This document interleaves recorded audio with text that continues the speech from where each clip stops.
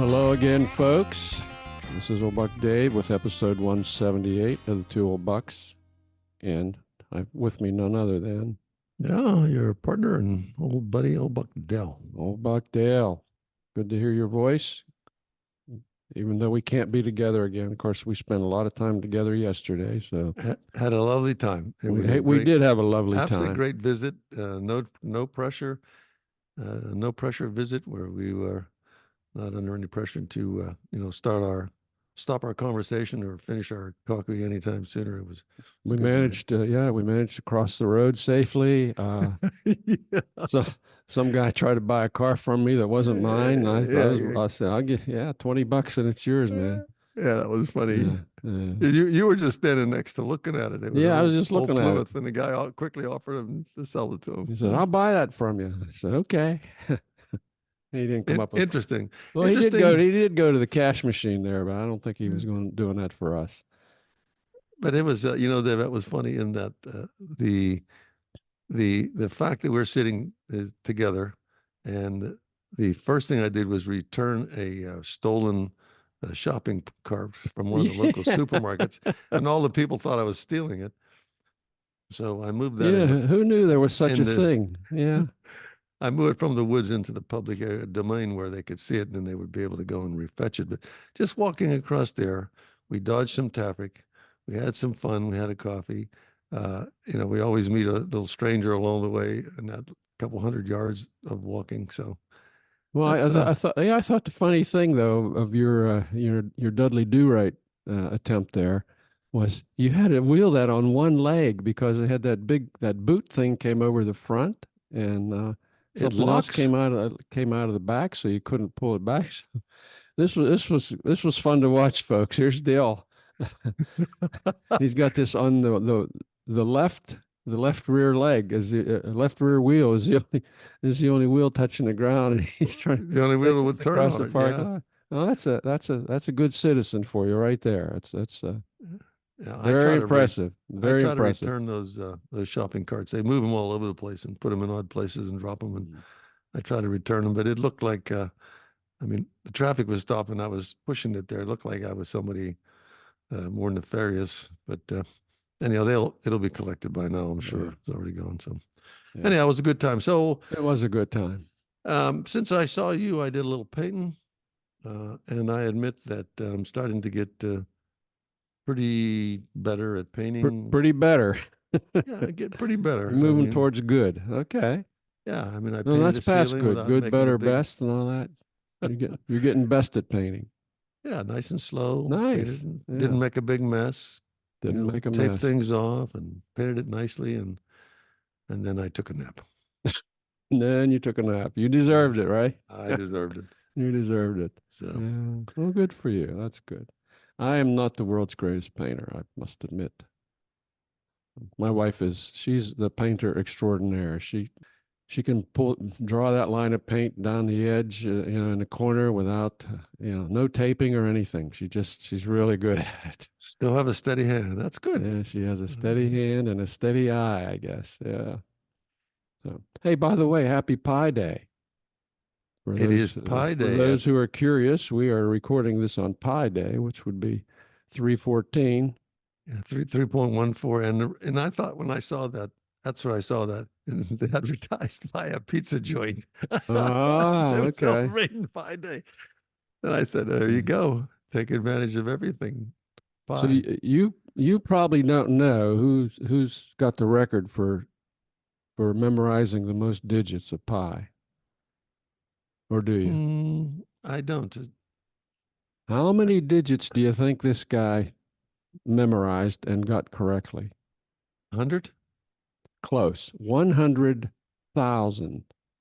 No way. 100,000 digits. It took him something like 8 hours to recite it. Now talk about a waste of your life. Jesus. So you just think of the time that he had to spend memorizing it. He said this was a Japanese fella. He said he took each digit and assigned it to a word in a story that he was making up.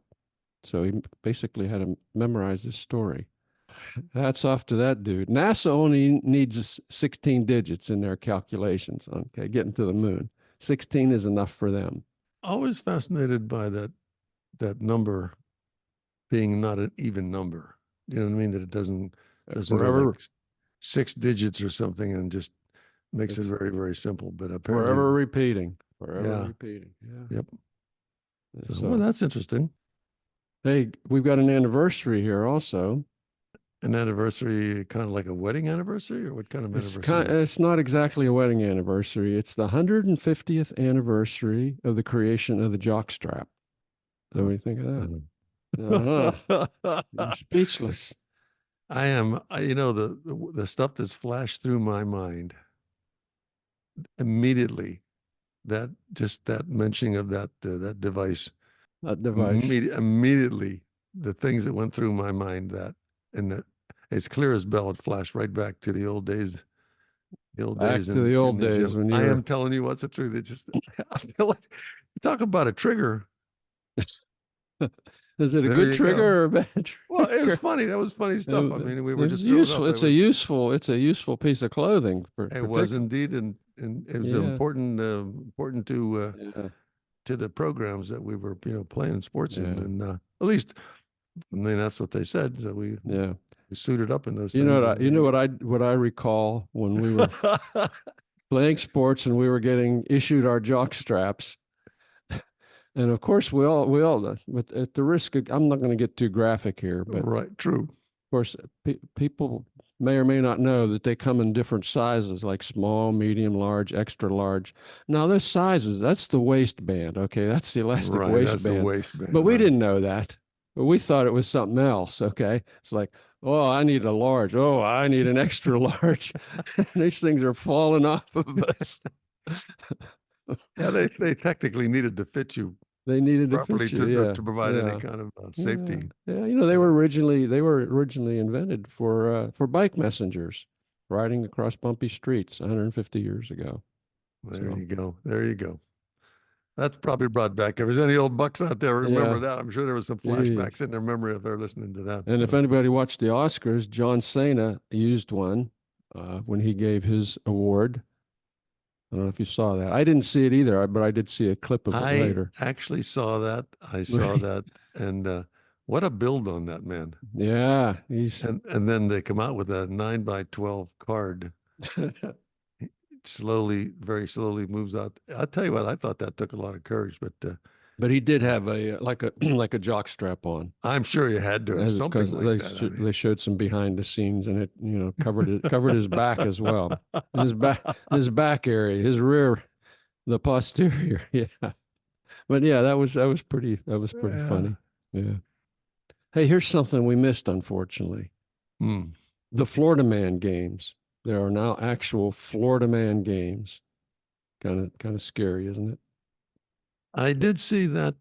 Did I you did. see that? No, I saw the Florida Man games and the characters that participate and the events that they participate in. I thought was definitely unique. When they say Florida Man, it's always something unique, something Yeah. different. Yeah, like one Uh, of, well, of course, there's mud wrestling. You have to have that. And another event was evading the law.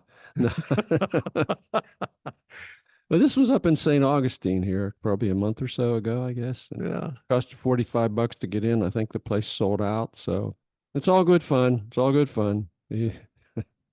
Florida man. Any like an event like that, you can always. I don't know how repetitive that could be, and maybe an annual event or something, but they can always get enough to have a crowd for those events for sure. Hey, so while we're still on news here, I guess this is going to be a news day. So what do you think of the royal photo? I know you had to see that. Well, I did see that. In fact, what I thought was interesting is someone said, we're not going to show this photo because we believe it's been altered. And then they went on to describe there was something peculiar about the left hand around the waist of one of her children that didn't have a ring on or something. I think that's what they said, that as if it was the hand had belonged to her husband or something, perhaps. Yeah, for the one or two listeners out there who didn't see this, this was Prince William took a picture of Princess Kate and their kids, and she subsequently admitted to do some photoshopping after a couple of the news services said something's wrong with this picture, and that of course has caused a big stink over in the UK and elsewhere, I guess. So all I could say is give it up, folks. It's not give it up. Is it that important? I couldn't see I couldn't see the fuss over that. If she did insert herself in there, but I think they're trying to see that they must be trying to look for some kind of distress in her via a photo or something to determine maybe what kind of surgery or she had or whatever, or whether she's feeling well at all. And something that simple, it's just those folks just beyond comprehension to me. Too much time on their hands. Oh my. Too much time on their hands. Oh well. Oh well. So hey, by the way, we got a couple letters from afar. They're your basic generic letters saying, loved the episode. It was fun, that sort of thing. So thanks to everybody that wrote in. As I admitted to Dell before we started here, I accidentally deleted my notes that had that sort of stuff on it. So we're kind of winging it here. We're winging it, but I think we'll make it through. I think we'll make it through okay. But I did notice from the statistics that we are getting a monster audience in Nassau in the Bahamas. So that's so there you go. Thanks to all you Bahamians out there digging the two old bucks. Tell your friends, we enjoy as many listeners as we can get, and any correspondence you want to send to us or something, ask us any questions or something, please do. Yeah, and of course, then I was curious. Where does Nassau? Where does that name come from? Okay. What is it? What does the name originate from? The word Nassau. Yeah, it turns out it's a German name. It's from the German. Of course, Nassau is not a German name, but it comes from two German words that were put together, and it means a damp, wet water meadow. Go figure.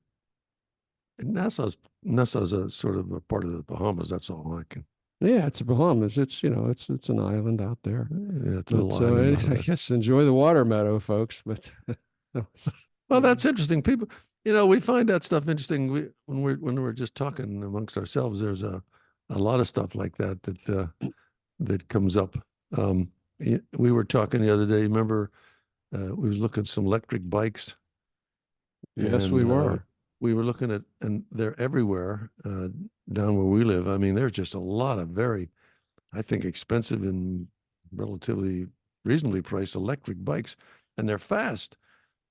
And we said, let's look up the number of accidents. What was the number? 360,000. Huge number. Yeah, huge number of people that have injured themselves on these things. Many, it was hundreds of thousands, I think. Yeah, and I said I wouldn't be surprised because one little reckless turn at 18 mile an hour on a bike is definitely gets beat up. So yeah, stuff like that is always out there. I did a little bike ride this morning with my buddy Bud, and as we were coming down the one road in the bike lane, I looked in my mirror and I said to Bud, we got somebody closing in on us quickly, and he's not pedaling. So there was an e-bike that came, roaring out of nowhere. Out of nowhere. Out of nowhere, and going very fast. And we actually were making a turn right before it looked like he was getting ready to pass us, and we signaled because we were making a left turn at that point. And then as soon as he got up to us, he started pedaling. It's like, oh yeah, you're pedaling the bike that fast, buddy. Give me a break. Well, they're dangerous. There's no doubt about that. Hey, there was something I wanted to ask you about. I was listening to a program the other day about a woman who wrote a story, and very shortly after she wrote the story, something with a similar title was printed, like it was like a scam book. You know what? I don't know how else to describe it. You know what I mean? It Like was you write like a story. plagiarism. Well, yeah, It was they plagiarized. admitted that Uh-huh. AI then generated a book very, very similar to that book. And if you're ordering it, you could order that book by mistake. You know what I mean? Oh, yeah, yeah, yeah. So I said, that was seems scary to me. I said, if you went to the trouble and wrote, put a lot of research in and put it into a book, and all of a sudden somebody took it and changed enough stuff just to make it sound the same, Mm-hmm. and then someone else was buying an ebook for so many bucks or whatever, and it turned out to be a fake. I said, what Yeah. is this world coming to? I mean, What's this world you coming trust to? literature, right? You get a book with the title, Yeah, yeah. you assume it's the right book, it's It's the the right original book. book. Yeah. I've accidentally downloaded the wrong book because there are a lot of books with the same name, but Yeah. this wasn't a clone or anything. It just happened to be two different books with the same name, different author, of course, and I got the wrong one. But well, people were worried about AI being used by students to write their term papers and write their essays and that sort of thing, which is happening. But now the teachers have an AI tool to grade the papers. So what do you think of that? That pretty So soon the teachers and the students can just stay home and let the AIs talk to each other. So I let don't. me ask you this. Has this become like a dueling, like a duel? Like who can be, are these kids really, really smart? They can use this technology to meet some kind of criteria with less effort. And the teachers have to come up with, be equally smart to have the technology to correct this kind of stuff or catch it. I mean, where are we coming to? And then what happens when you really have to take a, number two pencil and figure it out? Yeah. Good luck there. Yeah. Speak Speaking of TikTok. Speaking of TikTok, I was going to mention that too. Go ahead. Yeah. What are you talking about? Well, I just thought we would segue into that. We talked about it a little bit last week. I wanted to mention a little bit more and clarify some things.